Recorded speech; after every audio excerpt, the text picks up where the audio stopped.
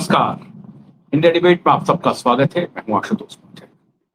आज मित्रों थोड़ा सा हट करके मैं आपके लिए एक विशेष खबर लाया हूं और उस पर बहुत गहन चिंतन की आवश्यकता है।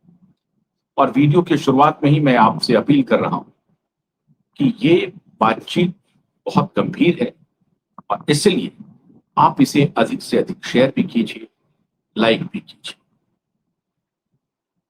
मित्रों, एजुकेशन के फील्ड में, शिक्षा के क्षेत्र में स्वास्थ्य शिक्षा, हेल्थ एजुकेशन बहुत महत्वपूर्ण, लेकिन उस हेल्थ एजुकेशन का हाल भारत में बदतर है और बदतर होने जा रहा है।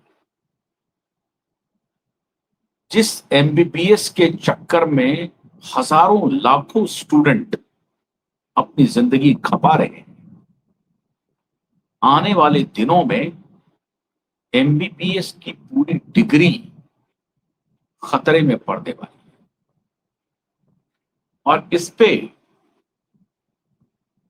कोई कुंडली मार करके बैठ गया है। आप एमबीबीएस होंगे, आपके पास डिग्री होगी, लेकिन आप कुछ नहीं कर पाएंगे। आप डिग्री लेकर के घूमते रहेंगे, आपको किसी हॉस्पिटल में नौकरी नहीं मिलेगी, और अगर आप प्राइवेट कुछ खोलते हैं तो आपकी विश्वसनीयता खतरे में होगी, क्योंकि पूरा ताना बाना एक प्रकार से परिवर्तित होने जा रहा है। और मुफस्सिल इलाकों में, खासतौर से आप देखेंगे जो कस्बाई इलाका है, जो छोटे शहर है, वहां इसकी कोई भनक तक नहीं। टायर 2 सिटीज में भी इसकी भनक नहीं, स्टेट कैपिटल्स में भी इसकी भनक नहीं, और आप कहें तो नेशनल कैपिटल में भी इसकी भनक है, लेकिन आशंकित नहीं है। उनको लग रहा है कि नहीं नहीं सब कुछ ठीक है, आशंका है उनको, लेकिन आशंकित नहीं है, मतलब पूरी तरह से डरे हुए नहीं है। उनको भान तो है कि ऐसा होने जा रहा है। मित्रों, आज इस बड़े एक्सपोजे को आपके सामने मैं ला रहा हूं। कौन है जो ये सब तंत्र खड़ा कर रहा है? हेल्थ केयर का मतलब एलोपैथिक हेल्थ केयर, फार्मा कंपनियों का हेल्थ केयर ये बन गया है। एलोपैथी एट सच कोई उसमें बुराई नहीं है, लेकिन जो फार्मा का इंपैक्ट है, फार्मा का जो प्रभाव है इस हेल्थ केयर पे, सो कॉल्ड हेल्थ केयर पे, उसके बारे में बड़ा एक्सपोज हम करने जा रहे हैं। Bill and Melinda Gates foundation के सर्वे सर्वा बिल गेट्स ने अभी कुछ दिन पहले confederation of Indian industries CII के साथ मिलकर के एक बड़ा कार्यक्रम किया, और उस कार्यक्रम में शिरकत कर रही थी हमारी पूर्व कैबिनेट मिनिस्टर मोहतरमा स्मृति ईरानी भी। उनका एक अलग फाउंडेशन है, एनजीओ कह लें, अलायंस एनजीओ है उनका एक, और उस एनजीओ का प्रतिनिधित्व कर रही थी Smriti Irani. Bill and Melinda Gates Foundation का प्रतिनिधित्व कर रहे थे बिल गेट्स, और Confederation of Indian Industry CII उस पूरे कार्यक्रम को कन्वीन कर रही थी। बिल गेट्स का कहना था कि भारत में इंक्लूसिव अप्रोच अपनाया जा रहा है, डिजिटाइजेशन का इतना प्रयोग हो रहा है, भी काफी सरल होता जा रहा है। तो डिजिटल, टेक्नोलॉजिकल, आर्टिफिशियल इंटेलिजेंस, इस सब के माध्यम से हमारा हेल्थ केयर जो है वो सर्वसुलभ होने जा रहा है। ये नैरेटिव है, एक खास तरह के कंट्रोल का, एक नियंत्रण का नैरेटिव है। इस नैरेटिव को आगे बढ़ाने का खेल चल, इसमें आपको एमबीबीएस करने की जरूरत नहीं है। आप हॉस्पिटल मैनेजमेंट कर लीजिए, आप कोई उससे मिलता जुलता छोटी डिग्री ले लीजिए, आपको ट्रेन कर दिया जाएगा, और जो एक्सपर्ट ओपिनियन है आर्टिफिशियल इंटेलिजेंस से आपको मिल जाएगा। रोबोटिक सर्जरी हो रही है, 1-2 डॉक्टर रहते हैं, बाकी सब कुछ वहां पर फीड किया हुआ है, उसके हिसाब से सर्जरी भी परफॉर्म हो जाएगा और आर्टिफिशियल इंटेलिजेंस के माध्यम से आपको फलाने रोग का क्या क्या प्रोबेबल टैबलेट्स, दवाइयां, मेडिकेशन हो सकता है, वो सब आपको मिल जाएगा। तो एमबीबीएस किस बात का, डिग्री किसकी करनी है? आप समझ रहे हैं बात को? ये पूरा का पूरा खेल जो बच्चे आज नहीं समझ रहे हैं, जो माँ बाप नहीं समझ रहे हैं, उनको जितना जल्दी है वो समझ लें इस कि पूरा तंत्र सिस्टमेटिकली कोलैप्स करने जा रहा है और उसको कर दिया जाएगा, करने की दिशा में बढ़ चुका है। और अब आप चाह करके भी उससे छुट्टी नहीं पा सकते हैं, क्योंकि जिस प्रकार से उन्होंने इस पूरे तंत्र पर कब्जा किया है उससे निकलना मुश्किल है। आज इस पर बात करने के लिए, विशेष बातचीत के लिए, यूनिवर्सल हेल्थ ऑर्गेनाइजेशन के चेयरमैन और जाने माने एपिडेमियोलॉजिस्ट, बड़े डॉक्टर, डीवाई पाटिल यूनिवर्सिटी के professor emeritus doctor Amitabh Banerjee हमारे साथ एक बार फिर से हैं। आप डॉक्टर अमिताभ बनर्जी को नेटवर्क पे लगातार देखते हैं। डॉक्टर साहब, हमने जो ये प्रस्तावना दी कि पूरे हेल्थ केयर पर बिल गेट्स का कब्जा हो चुका है, क्या मैं अतिशयोक्तिपूर्ण बात कह रहा हूं या आप इसको इंडोर्स करते हैं? और अगर है तो कैसे है, जरा ये दर्शकों को बताइए। और एमबीबीएस की डिग्री कैसे आने वाले दिनों में खतरे से गुजर रहा है, उसके ऊपर खतरा है, एमबीबीएस का डिग्री एक प्रकार से खत्म हो जाएगा, उसका कोई मतलब नहीं रह जाएगा। बहुत सही कह रहे हैं आशुतोष जी। बहुत ज्यादा तोड़ मरोड़ किया जा रहा है। कोई अभी एक तो नैरेटिव एक तरफ से प्रचार किया जा रहा है। बिल गेट्स का स्टेटमेंट था कि 5 साल में डॉक्टर्स की जरूरत ही नहीं रहेगी। ये बिल्कुल ही बेवकूफ वाली बात है। 5 साल में डॉक्टर की जरूरत नहीं रहेगी। वो डॉक्टर को अंडरमाइन करना चाहता है तो टेक्नोलॉजी कंट्रोल के लिए, फार्मा कंट्रोल आपने बोला ही है। और एमबीबीएस जो ऐसा एक डिग्री है, आप अभी एमबीबीएस को ऐसा बना दिया है कि एमबीबीएस का कोई वैल्यू नहीं है, आपको एमडी करना पड़ेगा। एमडी का भी वैल्यू नहीं है, आपको सुपर स्पेशलाइजेशन करना पड़ेगा। मतलब आप जो अंग्रेजों ने किया था डिवाइड एंड रूल, माने हर सुपर स्पेशलिस्ट को एक एक कोना दे दिया जाएगा कि तुम न्यूरो सर्जरी है, तुम कार्डियोलॉजी है, तुम ये है। तो वो टुकड़े टुकड़े कर दिए हैं। और गैस्ट्रोएंटेरोलॉजी सर्जरी एक अलग हो गया, जीआई सर्जरी अलग हो गया, थोरेसिक सर्जरी अलग हो गया। तो अभी जो जनरल सर्जन है उसके पास कोई बॉडी पार्ट ही नहीं बचा है और आपस में भी लड़ाई होता रहता है। जैसे ये तो मैं देख रहा हूँ 40 साल से। पहले मैं जनरल सर्जन के साथ भी काम किया था, बहुत रिमोट एरिया में काम किया था नॉर्थ ईस्ट में। वहाँ जनरल सर्जन न्यूरो सर्जरी भी कर लेता था क्योंकि वो जरूरत होता था, वहाँ गन शॉट वुंड आता, वहाँ पे कोई न्यूरो सर्जन नहीं होता था। वो बड़े बड़े ऑपरेशन कर लेता था, जान बचाता था। और जनरल सर्जन सब कुछ कर लेता था और कभी कभी स्पेशलाइज सर्जन को 1% 2% केस रिफर करना पड़ता था। अभी क्या है, सीधा आप जाओ तो सीधा आपने जनरल खाली एमबीबीएस को आपने ये नहीं कर दिया, आपने एमएस एमडी डिग्री को भी बिल्कुल ये कर दिया। इससे क्या होता है कि आपस में जनरल फिजिशियन की आवश्यकता को खत्म कर दी। General surgeon, general physician, MBBS तो बहुत छोटी बात है। तो सीधे कार्डियोलॉजिस्ट के पास जाओ। हाँ हाँ, उससे क्या होता है, कार्डियोलॉजिस्ट को क्या है, ट्रेनिंग ऐसा दिया जाता है कि उसको एक ही कोना पकड़ा दिया जाता है, तो उसका नजरिया उसी में रहेगा। उसका एक प्रकार से वो एक ह्यूमन नेचर है कि जो चीज से आप कर रहे हो आपके दिमाग में वही जाएगा, बाकी बीमारियां नहीं देखेगा। बाकी बीमारियां कि अगर पेट में दर्द है तो बोलेगा आप गैस्ट्रोएंटरोलॉजी के पास जाओ, तो वो फिर चक्कर लगाएगा उसके पास। और जबकि वो बहुत मामूली बीमारियां होती है, मतलब जो कि एक जनरल एमबीबीएस डॉक्टर, हमारे टाइम एमबीबीएस डॉक्टर ये सब 90 आज भी ठीक कर सकता है अगर एमबीबीएस को ट्रेनिंग ठीक से दिया जाए तो। पर अगर आप एमबीबीएस को ठीक से ट्रेनिंग दे दोगे तो 80% लोग बाकी आगे जाएंगे नहीं, उनको इतना सेटिस्फेक्शन मिलेगा। जैसे मैंने भी जब एमबीबीएस था, मेरे को इंटरेस्ट नहीं था, मेरे को सब टाइप का बीमारियां मैं ठीक कर लेता था, पर वो रहता है चलो एक हमने स्पेशलाइजेशन कर लिया आफ्टर सम टाइम। पर अभी क्या है कि अभी एमबीबीएस को आपने सक्षम बना दिया तो क्या होगा कि आपका फिर पीजी सीट के लिए खाली जाएंगे ना, पीजी सीट।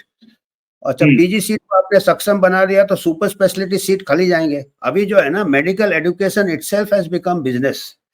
वो क्या है, वो इटसेल्फ, उसको ये नहीं बनाना है आपको पब्लिक लोगों के हेल्थ के लिए नहीं बनाना है। आप जो जर्नी है उसमें प्रॉफिट कमाना है, आपका टिकट खरीदना है कि आप चलते रहो, आगे चलते जाओ, आप रुकना नहीं, एमबीबीएस के बाद रुकना नहीं, आप जाओ एमडी करो, रुकना नहीं, आगे जाओ और रास्ते में उसका टिकट लेते जाओ, उससे फीस लेते जाओ, करोड़ों रुपए फीस हर स्टेज में लग जाते हैं। अब वो 3 4 तो 5 आम भाषा में दर्शकों के लिए कि super speciality, super specialisation, MD, MS और जो जनरल फिजिशियन है, अगर जनरल फिजिशियन ही कारगर हो गया तो बाकी जो दुकानें खुली हैं स्पेशलाइजेशन की, आई जरूरत नहीं स्पेशलिस्ट पड़ता। हैं, बोन स्पेशलिस्ट हैं, ऑर्थोपेडिशियन हैं, या पेडियाट्रिशियन हैं, या कार्डियोलॉजिस्ट है, या न्यूरोलॉजिस्ट है, नेफ्रोलॉजिस्ट है। हाँ, फिर वो आ, अब एक एक आप सोचिए, न्यूरोलॉजिस्ट है, नेफ्रोलॉजिस्ट है, ये सारे जो लॉजिस्ट हैं, ये सारे लॉजिस्ट को एक सिंपल एमबीबीएस रोक सकता है, जो जनरल फिजिशियन है। 90% केसेस रोक सकता है, 10% ही वहां तक जाना चाहिए अगर अच्छा हो। अच्छा, एक और चीज है, डिग्री जरूरत नहीं है आपको कॉम्पिटेंस के लिए, प्रैक्टिकल एक्सपीरियंस जरूरत है। प्रैक्टिकल एक्सपीरियंस एमबीबीएस को भी मिल जाएगा अगर सब टाइप के केसेस देखेगा तो। उसको देखने ही नहीं है, उसको कॉन्फिडेंस ही नहीं दिया जाता है, उसको ट्रेनिंग ही नहीं दिया जाता है। देखिए आज के तारीख में एक मेडिकल कॉलेज में एक क्लास में 250 स्टूडेंट होते हैं, और जो प्रैक्टिकल होता है, अभी सोचिए 250 तो लेक्चर ठीक है आपने बड़े बड़े ये स्क्रीन में दे दिए, उसके बाद जो बैचेस होते हैं प्रैक्टिकल के, हमारे टाइम जब हम कॉलेज में होते थे, हम क्लिनिक्स में जाते थे, बेड साइड क्लिनिक्स होता था, 10 स्टूडेंट्स होते थे, 10 स्टूडेंट्स और एक टीचर होता था। वो हमको पेशेंट के सामने सब कुछ, हम लोगों को पेशेंट को खुद एग्जामिन करना पड़ता। आजकल एक बैच में 50 स्टूडेंट होते हैं। अब 50 स्टूडेंट कहाँ जाएगा, उसको प्रैक्टिकल भी साइड में क्लासरूम में बिठा के उसको पावर पॉइंट में प्रैक्टिकल दिखाते हैं, तो उसको मतलब प्रैक्टिकल ट्रेनिंग दिया ही नहीं जा रहा है, तो उसको कॉन्फिडेंस कहाँ से आएगा। सब थियोरी पावर पॉइंट। मैं खुद मेडिकल टीचर रहा 30-40 साल से, मेडिकल स्टूडेंट है, मैं तो देख रहा हूँ। तो और अभी देखिएगा महामारी के टाइम कॉलेज ही बंद कर दिया 2 साल, मतलब उनका जो ये महामारी वाला बैच निकलेगा वो तो डरेंगे कि 2 साल कॉलेज बंद कर दिया, संक्रामक बीमारी ऐसे हो गया। अभी देखिए अगर लड़ाई लग जाता है, वॉर लग जाता है, तो मिलिट्री ट्रेनिंग सेंटर बंद कर दोगे क्या, एनडीए बंद कर दोगे? ये तो वही बात हुआ कि आप कह रहे हैं हम वॉरियर है, कोरोना वॉरियर है, और 2 साल आपने ट्रेनिंग सेंटर वॉरियर का बंद करके रखा है। तो आप इतने मतलब डरे रहेंगे ना बच्चे इतना। और एक तो अभी जो 50% से ज्यादा आजकल प्राइवेट मेडिकल कॉलेज है, अभी जो है आपके जो स्टूडेंट्स अभी 50% से ज्यादा प्राइवेट मेडिकल कॉलेज है, और जो सुपर स्पेशलिटी करते हैं, स्पेशली प्राइवेट मेडिकल कॉलेज से जो स्टूडेंट्स आते हैं बहुत रिच फैमिली के आते हैं। करोड़ों रुपए कौन ये दे सकता? अगर मेरे पास करोड़ों रुपए होता तो मैं एमबीबीएस भी नहीं करता, करोड़ों रुपए बैठ के आराम करता मैं।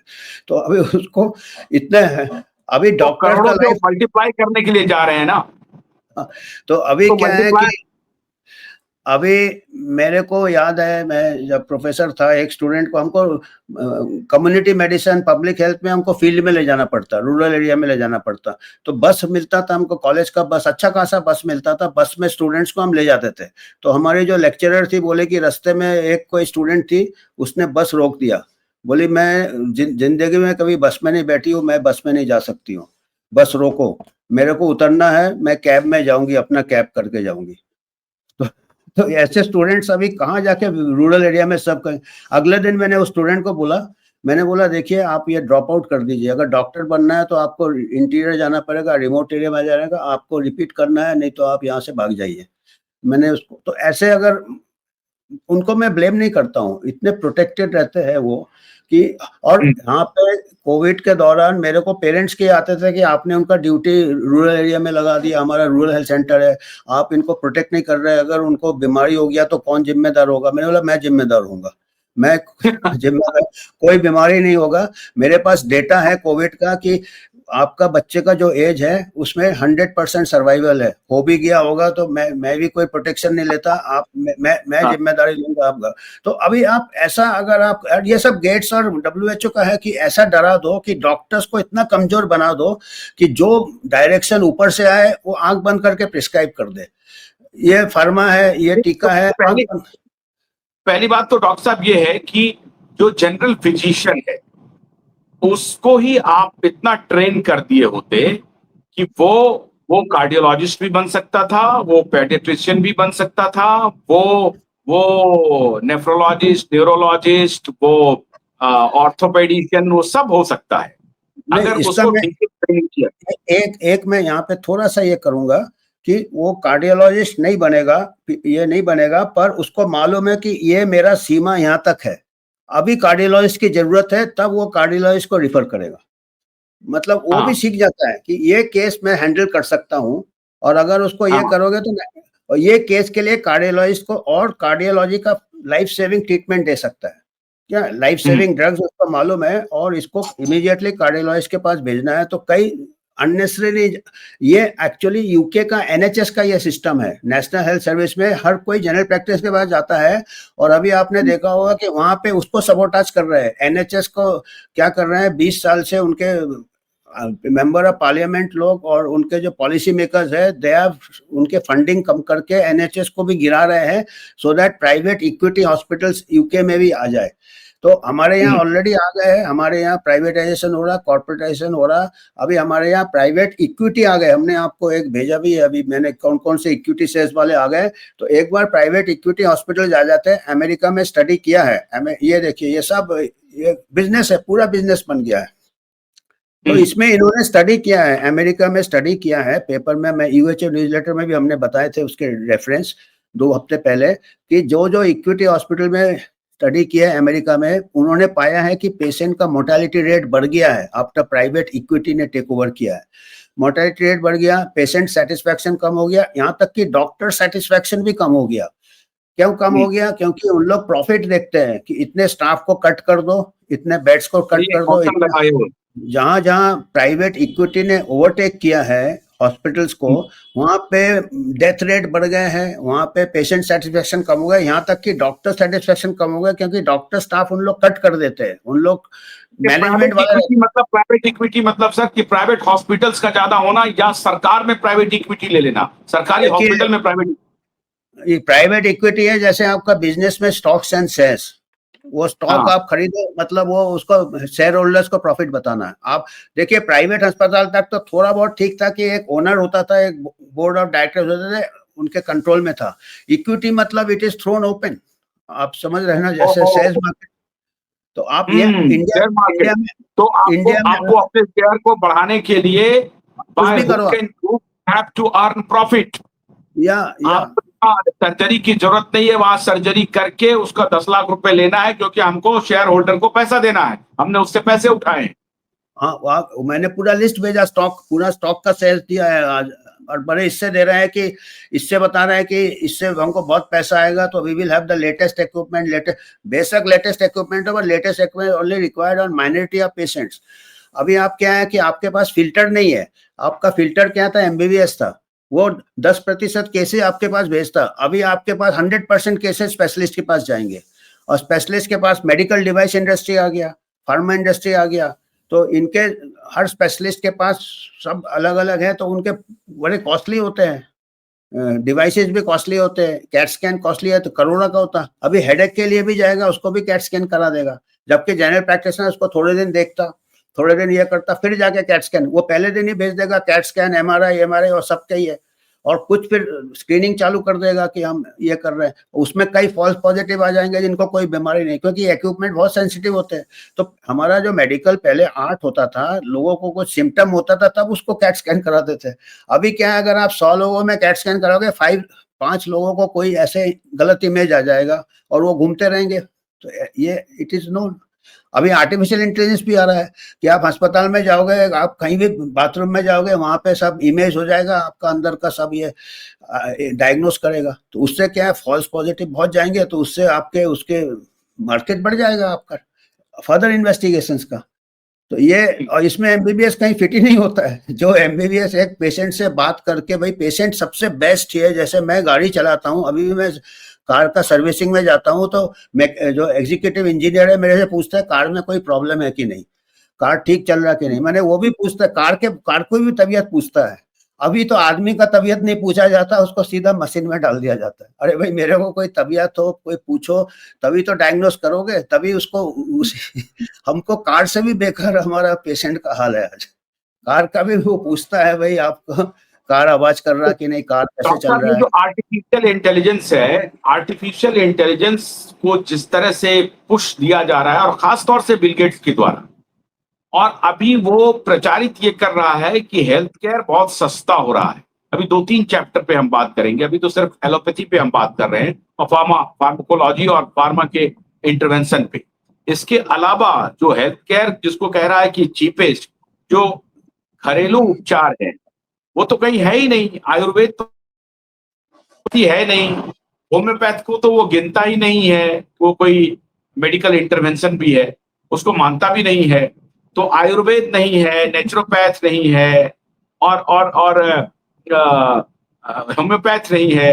तो ये जो बिल गेट्स, स्मृति ईरानी और कॉन्फेडरेशन ऑफ इंडियन इंडस्ट्रीज, इन सबका जो मिली भगत है, ये मोटे तौर पर भारत में हेल्थ केयर को किस प्रकार से तबाह कर रहा है। क्या इसमें आपको कह रहा है कि आप सस्ते में इलाज तो आयुर्वेद कर सकता है, होम्योपैथ कर सकता है, नेचुरोपैथी से हो सकता है, तो उसको तो इससे पूरी तरह से काट दिया है। मतलब ये कुल मिलाकर के जो हेल्थ केयर होगा वो फार्मा का एक्सटेंशन होगा।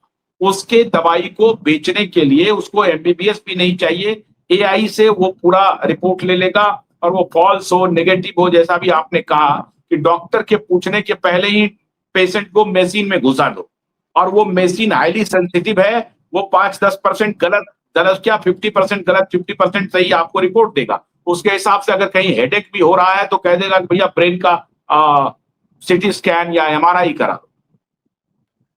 देखिए, ये आपने क्या, अभी 5% तो है, वो खुद मानते हैं, जो ये डायग्नोसिस टैग बनाते हैं 5% एरर रहता है। तो अगर आप 1 लाख को कराओगे तो 10,000 ऐसे घूमते रहेंगे जो कि कोई बीमारी नहीं है, पर वो आ जाएंगे, वो एक के बाद एक इन्वेस्टिगेशन, डॉक्टर भी कंफ्यूज, पेशेंट भी कंफ्यूज।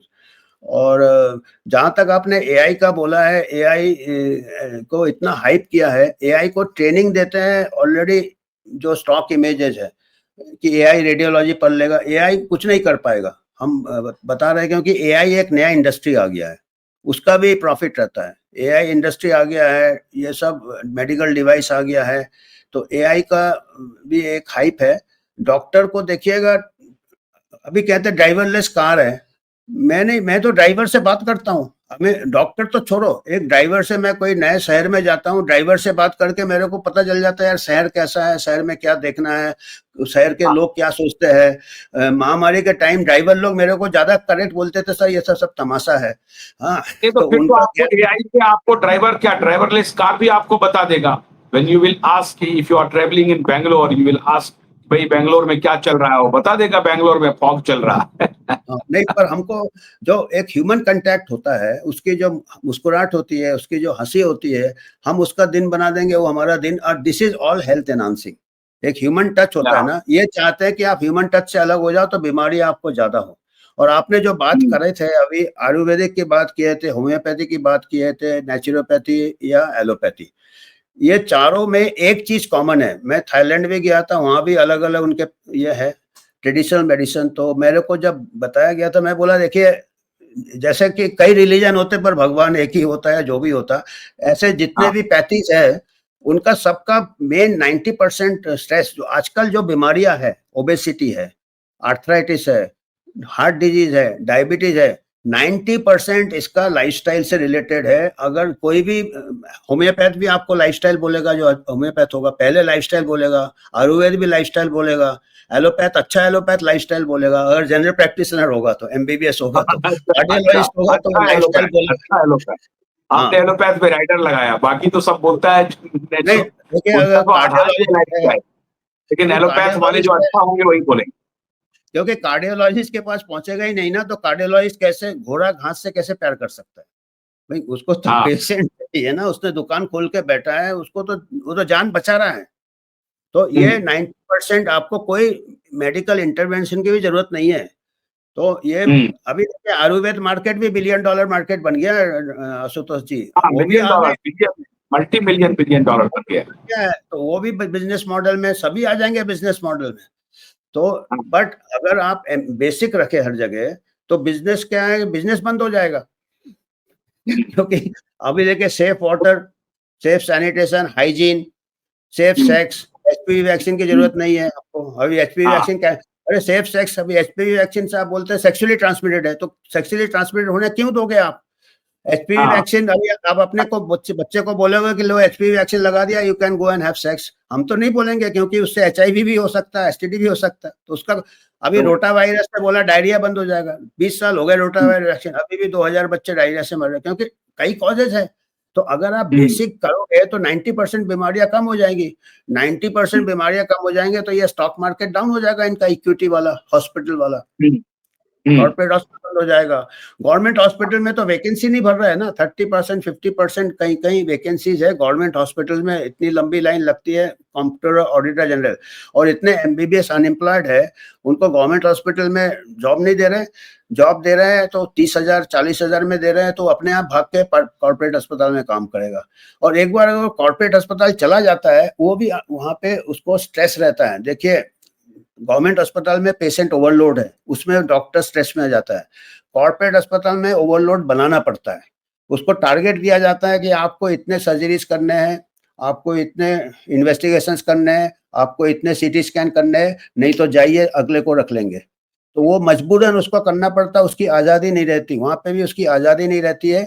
और वो एक प्रकार से फैक्ट्री में जो काम करते हैं ना वर्कर्स, असेंबली लाइन में, एक स्पेशलिस्ट से एक रहे, वो रिफर करता रहता है, पेशेंट जाता रहता है, 10 डॉक्टर के पास जाएगा, 10। पहले जमाने में एक डॉक्टर कई पेशेंट देखता था, आज के जमाने में एक पेशेंट को कई डॉक्टर देखते हैं। अब देखिए आप, एक पेशेंट को अगर कई डॉक्टर देखेंगे तो उसका मेडिकल बिल कितना बढ़ जाएगा। और पहले जमाने में अपना फैमिली डॉक्टर ही सबको देख लेता था,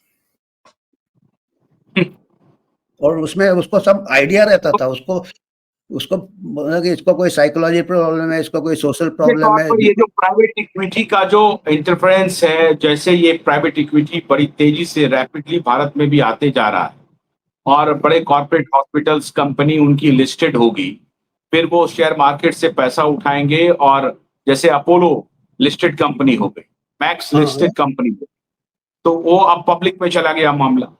अब भाई अगर मैक्स हॉस्पिटल का शेयर नीचे गया तो वो खत्म हो जाएगा। तो शेयर अप करने के लिए मैक्स वालों को, पेशेंट को जो मर्जी कुछ कर दो, जैसे भी है लाखों रुपए का बिल बनाना पड़ेगा। तो ऐसे जो बड़े, इसमें इंश्योरेंस भी आ जाता है, इंश्योरेंस का भी प्राइवेट प्लेयर्स है सब,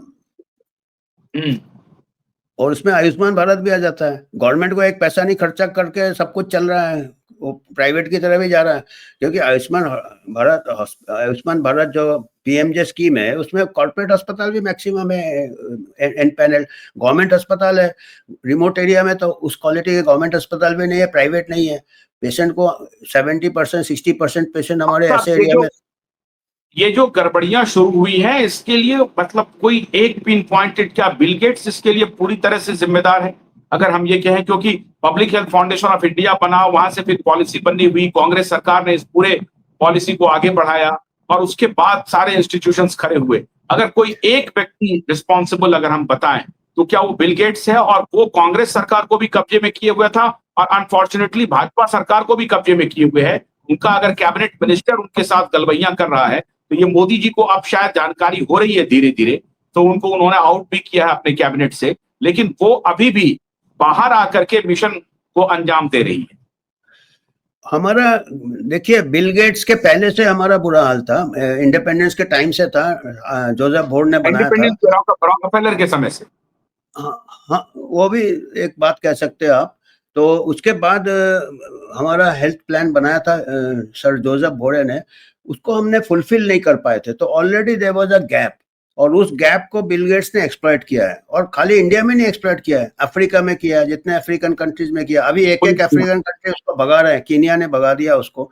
अफ्रीकन कंट्रीज को भी होश आ रहा है, हमारे देश को शायद अभी टाइम लगेगा। बांग्लादेश को एक्सप्लॉइट किया है, बांग्लादेश में तो पूरा ही गेट्स फाउंडेशन से चलता है, उनका तो गवर्नमेंट है ही नहीं एक प्रकार, पहले भी नहीं था हेल्थ सर्विसेज। और उनका कहते हैं कि हेल्थ अच्छा है इंडिया से। क्यों अच्छा है? क्योंकि स्टैटिस्टिक्स गेट्स फाउंडेशन ही बनाता है, तो वो आंकड़े के साथ भी मैनिपुलेट करके बता रहे हैं कि हम जहां काम करते हैं हम इतने जाने बचाते हैं, इतने। तो ये गेट्स फाउंडेशन को मौका मिल गया है, क्योंकि हम अपने हेल्थ, दो तरह से खेल रहे हैं डॉक्टर साहब। एक तरफ तो जो मेडिकल कॉलेजेस हैं, जो मेडिकल एजुकेशन का खेल है, मेडिकल चाहे वो कोचिंग हो या कॉलेज हो या यूनिवर्सिटीज हो, उसका खेल है कि वो प्रोपेगेंडा करते हैं कि भारत का पॉपुलेशन 140 करोड़ है। अब इनको पर 1 लाख पे इतने डॉक्टर चाहिए, पर 1000 पे इतने डॉक्टर चाहिए, 10,000 पे की आबादी पे इतने डॉक्टर चाहिए। डॉक्टर नहीं है, इसलिए डॉक्टरी पेशा जो है बड़ा शानदार है, आओ इसमें। तो उधर कोचिंग इंस्टीट्यूट का धंधा चलता है, उसके बाद मेडिकल कॉलेज, जो प्राइवेट मेडिकल कॉलेज है उसका धंधा चलता है। और वो बाय हुक एंड क्रूक, आपने जैसा बताया, इस तरह के बच्चे जा रहे हैं जो कह रहे हैं कि भैया हम अपने कैब से चले जाएंगे, बस से नहीं जाएंगे, क्योंकि पैसे वाले के बच्चे पहुंच रहे हैं वहां पे। उनको अब जो नीट है वो अपने आप में एक बड़ा स्कैम है, उसके पेपर्स लीक हो रहे हैं, उसका कोचिंग माफिया से उसका रिलेशन है। तो ये पूरा इंडस्ट्री को, और इधर जब बाहर पास आउट होकर के बच्चे आते हैं तब उनको पता चलता है कि अरे हमने एमबीबीएस कर लिया, अभी तो हमको कुछ नहीं मिलना है, अभी तो हमको एमडी करना है। फिर एमडी के बाद जो है सो सुपर स्पेशलाइजेशन में हमें जाना है। फिर हम कार्डियोलॉजिस्ट होंगे कि एपिडेमियोलॉजिस्ट होंगे कि नेफ्रोलॉजिस्ट होंगे कि पेडियाट्रिशियन होंगे, ये हमको तय करना पड़ेगा। फिर उसमें जाएंगे तब जाकर के हमको नौकरी मिलेगी। जनरल एमबीबीएस पे कुछ नहीं होना है। तो आपकी जिंदगी 35 साल तक तो पढ़ाई में ही चली जाएगी, या उससे आगे भी जा सकती है। एक चीज बता दो, एपिडेमियोलॉजिस्ट कोई बनना नहीं चाहता है क्योंकि हम पेशेंट को हमारे जैसे लोग ही ये एक ऐसा स्पेशलिटी है जो कि क्योंकि हमको कम्युनिटी के पास जाना पड़ता है, हमको पॉपुलेशन हेल्थ देना पड़ता है, हम एक एक पेशेंट से पैसा नहीं ले सकते हैं, हम एडवाइजर कंसल्टेंसी करते हैं जो हमारी बात कोई सुनता नहीं है। महामारी में भी कार्डियोलॉजिस्ट आके एपिडेमियोलॉजी की बात करते थे।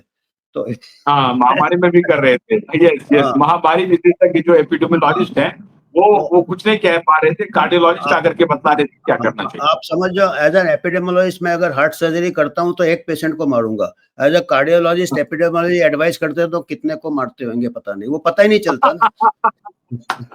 गलत एडवाइस में भी काफी लोगों की जानें चली जाती है, गलत हेल्थ पॉलिसी में, क्योंकि उसकी गिनती होती नहीं है, होती भी है तो वो एट्रीब्यूट नहीं होता है कि कितने का अपने लॉकडाउन लगा दिया, कितने का गरीबी में आ गए, कितने लोग पैदल गए, कितने लोग रास्ते में, तो उसका हिसाब होता नहीं है। तो दर्शकों को ये भी बताते चले डॉक्टर साहब की जो एपिडेमियोलॉजी है, जिसको आप महामारी विशेषज्ञ कहते हैं, तो महामारी विशेषज्ञ का काम कार्डियोलॉजिस्ट कर रहे थे, जो हृदय रोग के विशेषज्ञ थे वो कर रहे थे। और पिछले कोविड में यही हुआ, बहुत मुश्किल से इक्के दिक्के एपिडेमियोलॉजिस्ट के नाम पे उन्होंने रखा, क्योंकि उनको महामारी का तांडव करना था, महामारी को प्रचारित करना था। और प्रचारित किनके माध्यम से करना था? तो कार्डियोलॉजिस्ट थे, पेडियाट्रिशियन थे, और हमारे बहुत अच्छे अच्छे डॉक्टर मित्र दिल्ली में, वो सब इस धंधे में शामिल थे। आज उनको मैं एक्सपोज कर रहा हूं ब्लो बाय ब्लो, वो सबको मैं एक्सपोज कर रहा हूं। Every day I used to send tweet of Senator Ron Paul और doctor Aseem Malhotra, doctor Peter McCullough, इनके ट्वीट्स में उनको भेजते रहता हूं कि महामारी में आप लोगों ने पैसे बनाए, किस प्रकार से महामारी का तांडव किया और पूरा सिस्टम को हाईजैक किया। तो खैर वो तो एक अलग विषय है, लेकिन डॉक्टर साहब ये बात तय है कि हेल्थ केयर पर जिस तरह से फॉरेन इन्फ्लुएंस है और फार्मा का इन्फ्लुएंस है, फॉरेन मतलब बिल गेट्स जैसे लोगों का इन्फ्लुएंस है, उससे एमबीबीएस की डिग्री खतरे में है और पूरा मेडिकल प्रोफेशन एक प्रकार से खतरे में है, क्योंकि वो टेक्नोलॉजी ड्रिवन होने जा रहा है। आर्टिफिशियल इंटेलिजेंस का और एडवांस टेक्नोलॉजी का यूज करते हुए वो बिना डॉक्टर के वो लोगों का इलाज करना चाहते हैं, और उसमें फार्मा का अपनी दवाइयों को वो बेचना चाहते हैं, और इस इंटरफेस में डॉक्टर को ही बीच से हटाना चाहते हैं। हटा दिया वो। एपिडेमियोलॉजिस्ट को तो सबसे पहले हटाना, एपिडेमियोलॉजिस्ट को सबसे पहले हटाया है उन्होंने। बहुत पहले एक क्लिनिशियन को थोड़ा सिखा दिया है एपिडेमियोलॉजी, वो कह रहे हैं। उसके बाद जो public health foundation of India किया है, कोई भी ग्रेजुएट को मास्टर्स पब्लिक हेल्थ डिग्री दे देते हैं 2 साल में, और उनको पब्लिक हेल्थ, नॉन डॉक्टर को पब्लिक हेल्थ सिखा के उनको एपिडेमियोलॉजिस्ट बना देते हैं। तो वो इजी है, वो जॉब, उसको तो नौकरी दे दिया उसने, उसको तो एक नहीं, ये तो अलग बजाबता। बेंगलोर में मैं जानता हूं कुछ यूनिवर्सिटीज हैं, वो जब मैंने उनसे पूछा कि आप एमबीबीएस की पढ़ाई क्यों नहीं करवा रहे हैं, उन्होंने कहा कि एमबीबीएस तो आने वाले दिनों में खत्म हो जाएगा, हमें इस पर ध्यान देना है कि हमको टेक्नीशियन तैयार करने हैं, जो कंपाउंडर जिसको आप कहते हैं, या मैनेजमेंट करना, जो हॉस्पिटल मैनेजमेंट का कोर्स करा देना, और उसी को पोस्ट ग्रेजुएट करके उनको ही कुछ डिग्री दे देंगे कि वही डॉक्टर हो गया। उनको सब कुछ ट्रेन कर देंगे, जो सिंपल एमबीबीएस हो जाएंगे, जो जनरल फिजिशियन होते हैं, वो उनको इस प्रकार से ट्रीट किया जाएगा कि वो they have become the general physician. तो ये जो है ना, आपका एमबीबीएस जो है एक प्रकार से बिल्डिंग का नींव होता है, उसके ऊपर एमडी होता है, उसके ऊपर तो जैसे आप पहले प्राइमरी स्कूल पढ़ते, फिर सेकेंडरी, फिर जाके अभी आप प्राइमरी सेकेंडरी छोड़ के सीधा पीएचडी करा रहे हो और उन लोग को छोड़ दे रहे हो कम्युनिटी में। क्योंकि आजकल एमबीबीएस की पढ़ाई इतनी फास्ट होती है कि वो कुछ सीखता नहीं है। मैं तो खुद टीचर रहा हूँ 20 साल से, वो टाइम ही कहाँ है, वो कोचिंग क्लास के लिए भागते हैं।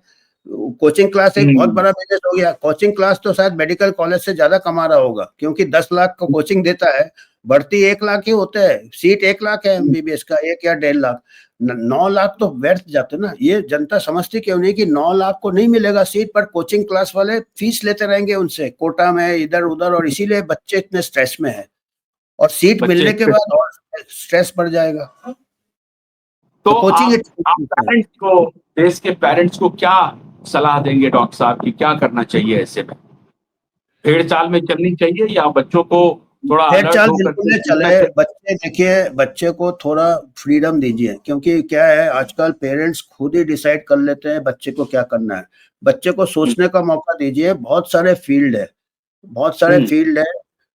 अब मेडिसिन में उन्हीं को जाने दीजिए जिनका कि बिल्कुल जी जान से वो मेडिसिन में जाना चाहते हैं, और वो बहुत अच्छे डॉक्टर बनेंगे, और वो स्ट्रगल भी कर सकते हैं, 80 घंटे भी काम कर सकते हैं। वो आया था ना 80 घंटे, वही काम कर सकता है जिसको कि लगन हो, क्योंकि उसको स्ट्रेस नहीं लगेगा, क्योंकि वो एंजॉय करता है तो वो एंजॉय करेगा। पर जिसको इंटरेस्ट नहीं है, उन बच्चे को बेशक ना जाने दे, बिकॉज वो बर्नआउट हो जाएगा, स्ट्रेस हो जाएगा। और ऐसे कई बार हादसे हो रहे हैं, आप देखो, आईआईटी से हादसे हो रहे हैं, मेडिकल कॉलेज से हादसे हो रहे हैं, कोटा से हादसे हो रहे हैं।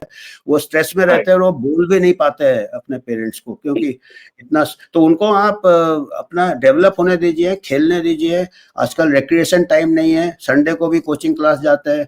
उनको नेचुरल, आजकल बहुत सारे मौके मिलेंगे, कई नए जॉब आएंगे और जॉब खत्म भी होंगे।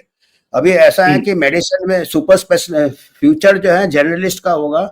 स्पेशलाइजेशन में भी क्या होता है कि वो टेक्निक ही चेंज हो जाता। अभी कार्डियक सर्जन का थोड़ा कम हो गया है। हाँ, डॉक्टर साहब मेरी नौकरी लेना चाहते, फ्यूचर जर्नलिस्ट का होगा, मतलब you can't specialist of anything, तो मास्टर ऑफ नॉन। नहीं, मेरा ऐसे कई डॉक्टर तो कहीं भी चले जाते हैं। नहीं, मैं जैसे जैसे कार्डियक सर्जन है, जब से अभी इंटरवेंशन कार्डियोलॉजी आ गया, स्टेंट लगा दिया, तो बाईपास का थोड़ा कम हो गया रेट।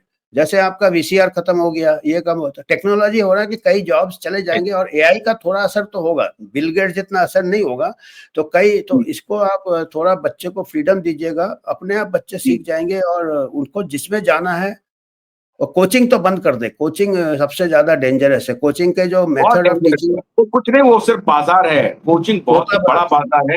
और मैं आपको बताऊं, राजधानी, बिहार की राजधानी पटना में वो अपना हॉस्पिटल खोल लिया कोचिंग कराते कराते, और वो बांट रहा है वहां पे। और उसको कहां से फंड हुआ था शुरुआत में, कैसे वो बनाया, उसको कैसे पॉपुलराइज किया गया, बहुत मीडियोकर किस्म के स्टूडेंट हैं, और उसको इतनी पब्लिसिटी मिल गई है जिसकी कल्पना नहीं कर सकते। अभी बाद में पता चल रहा, अभी जो दिल्ली में जो यूपीएससी के कोचिंग सेंटर्स हैं, उसको कौन कौन फंड कर रहा था पीछे से, एक पूरा काम कर रहा था। इसमें सोरोस गैंग का पूरा था, उसको अलग अलग ऑर्गेनाइजेशन से पैसे आ रहे थे, उनको प्रमोट किया जा रहा था, सोशल मीडिया का यूज किया जा रहा था, और उनको एक ब्रांड के रूप में बिल्ड किया। और आज वो फिर हॉस्पिटल बनाने का धंधा शुरू कर दिया है। तो ये सब काम चल रहा है। तो देश के पेरेंट्स से हम यही कहेंगे कि आप भेड़ चाल में मत चलिए, बच्चों के इंटरेस्ट को देखिए, और उसके हिसाब से उनके लिए एवेन्यू की तलाश कीजिए। आजकल एवेन्यूज की कमी नहीं है, और पैसे भी कमाए जा सकते हैं। आप में अगर आईक्यू है, थोड़ा परसिवरेंस है, और थोड़ी मेहनत करने की आप में अगर क्षमता है, तो आप आराम से पैसे कमा सकते हैं। इसलिए एमबीबीएस को आप ये बना करके, मॉडल बना करके कि बस आप डॉक्टर बन गए, वो अब दौर खत्म होने वाला है, ये भी खत्म हो जाएगा। लेकिन ये जरूर है कि जो इस पूरे प्रकरण को, हेल्थ केयर को हाईजैक करके हमारे हेल्थ केयर सिस्टम को डिस्ट्रॉय कर रहा है, और उसमें अच्छे डॉक्टरों को आने देने से रोक रहा है, डॉक्टरों का इंटरफेस रोक रहा है, उनके खिलाफ भी भारत सरकार को सजग होना चाहिए। क्यूआई नेटवर्क लगातार परसिस्टेंटली इस काम को कर रहा है 5 साल से, और भारत सरकार को इंफॉर्मेशन देने की कोशिश कर रहा है, खास तौर से बिल गेट्स जैसे माफिया से बचने के लिए। मैं हैरान हूं कि भारत सरकार की पूर्व केंद्रीय मंत्री स्मृति ईरानी अब बिल गेट्स के साथ मिलकर के इस धंधे को आगे बढ़ा रही हैं। ये बहुत दुखद है, बहुत दुखद है। Thank you very much doctor साहब। हम उम्मीद करते हैं कि आज का वीडियो हमारे बहुत सारे पेरेंट्स के लिए, स्टूडेंट्स के लिए आंखें खोलने वाला होगा।